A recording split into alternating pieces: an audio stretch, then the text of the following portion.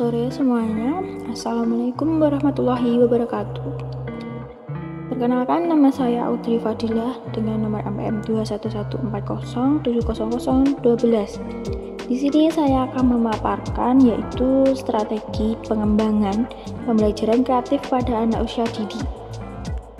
Strategi pengembangan pembelajaran kreatif pada anak usia dini yaitu meliputi pengertian strategi pembelajaran kreatif dan inovatif, dan moda pembelajaran kreatif. Strategi pembelajaran kreatif yaitu strategi pembelajaran yang kreatif dan menyenangkan, tidak lain adalah upaya yang dilakukan oleh seorang guru agar tepat dalam memilah pendapat, pendekatan, model, metode maupun taktik dan teknik mengajar, dan upaya-upaya tersebut dapat terlihat pada kemampuan guru berkomunikasi, menyampaikan pesan, dan baik verbal maupun non-verbal. Strategi pembelajaran merupakan salah satu unsur yang penting dalam mencapai tujuan pembelajaran yang efektif dan efisien. Oleh sebab itu, guru dituntut memiliki kemampuan strategis, membuat suatu perencanaan, mulai dari memikirkan pendekatan yang relevan, model dan metode pembelajaran, sampai kepada taktik dan teknik mengajar yang baik. Kemampuan guru yang menyegarkan suasana kelas, misalnya memberi contoh yang lucu dan memberi perhatian atau visual gambar jenaka yang dapat anak tangkap dalam guru menyampaikan. Strategi pembelajaran yang kreatif dan menyenangkan adalah entry point pencapaian tujuan pembelajaran atau efektif dan efisien, tentu saja dalam upaya mengembangkan kognitif, efektif, dan psikomotorik pada siswa. Lalu selanjutnya yaitu pembelajaran kreatif dan inovatif. Pembelajaran kreatif dan inovatif adalah proses pembelajaran dengan memerlukan keterlibatan kreatif dan inovatif. Dalam pembelajaran ini juga dibutuhkan keterampilan serta pemahaman khusus tentang konteks kreativitas diterapkan. Pada proses ini, seringkali kata-kata tersebut digunakan secara bergantian. Inti dari proses pembelajaran ini adalah menciptakan suasana di mana siswa belajar dengan metode baru secara teratur, mempertanyakan dan memikirkan ide-ide baru itu sendiri.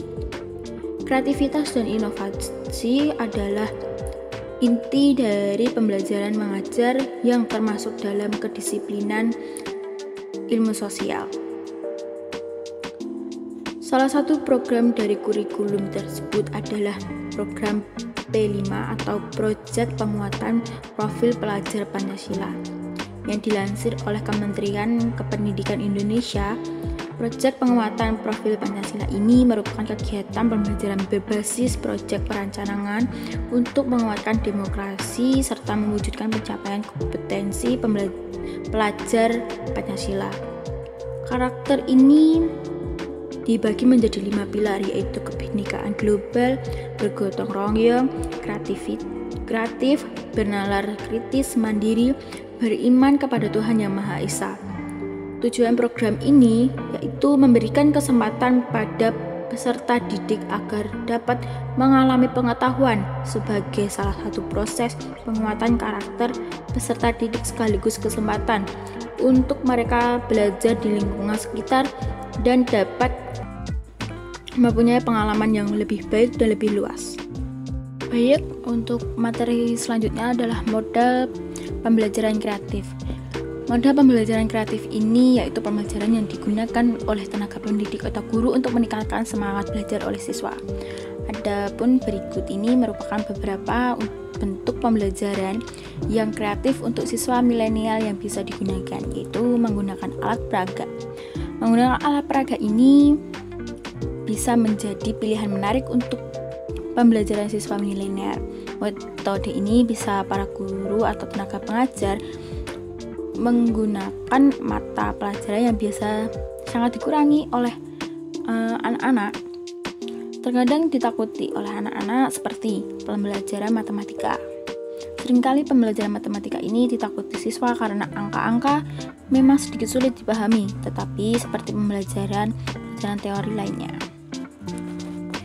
Guru bisa menggunakan alat peraga dan mengajarkannya. Saya ambil contoh di sini yaitu menggunakan montor.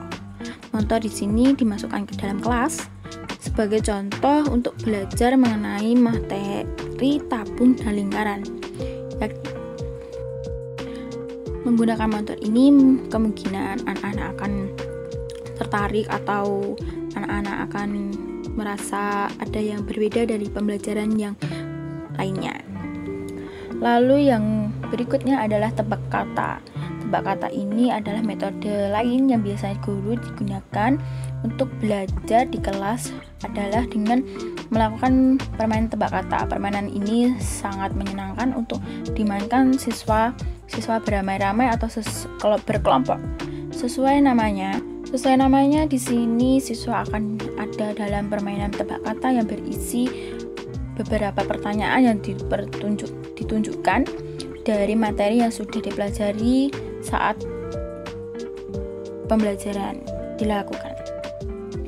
Lalu role playing, salah satu mode pembelajaran yang banyak diminati adalah role playing. Dalam memasukkan permainan dalam pembelajaran ini, siswa bisa lebih bersemangat dan tertarik untuk tanpa merasa tertekan mengikuti proses pembelajaran dengan materi yang akan dipelajari, yaitu Dragon Ball.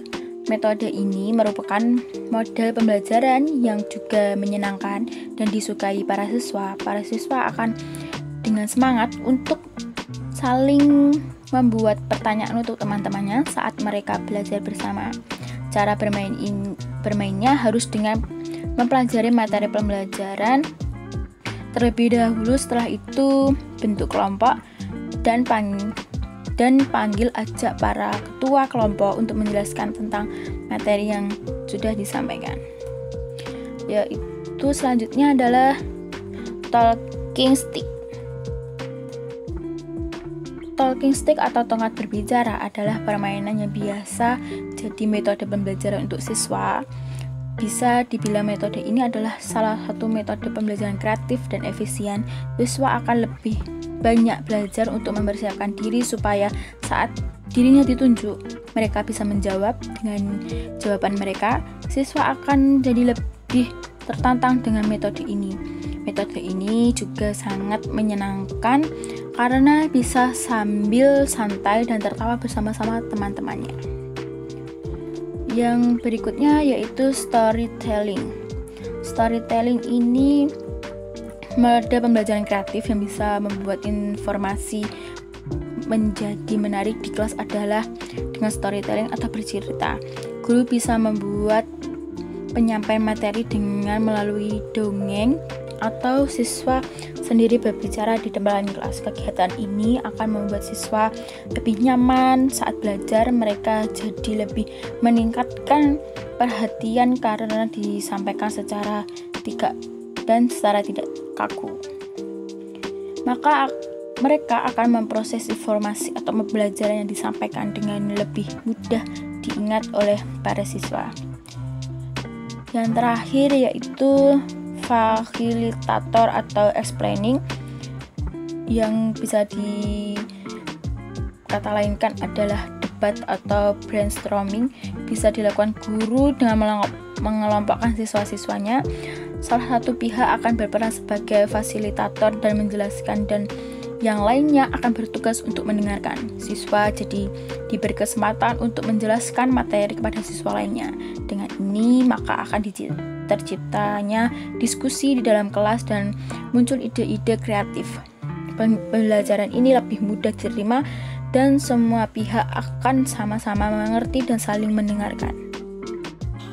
Kenapa harus kreatif?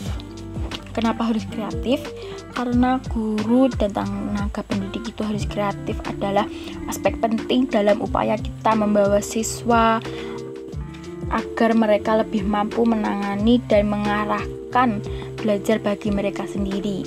Belajar kreatif menciptakan kemungkinan kemungkinan untuk memecahkan masalah-masalah yang tidak mampu kita ramalkan dan timbul di masa depan. Sebab itu, tenaga pendidik ataupun guru harus bisa berkreativitas dalam mereka mengajar kepada siswanya. Sekian dari saya. Apabila ada salah kata, salah pengucapan, saya mohon maaf sebesar-besarnya. Wabillahi taufiq wal hidayah. Wassalamualaikum warahmatullahi wabarakatuh.